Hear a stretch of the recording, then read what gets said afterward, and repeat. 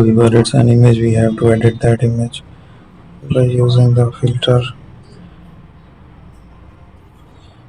Make the filters there from the filter gallery. Use a style is structure there.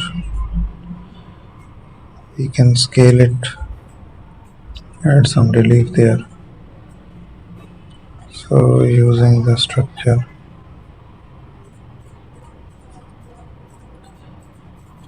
so we have to make a design.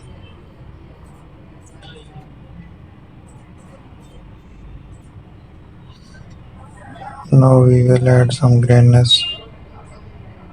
Thank you for watching.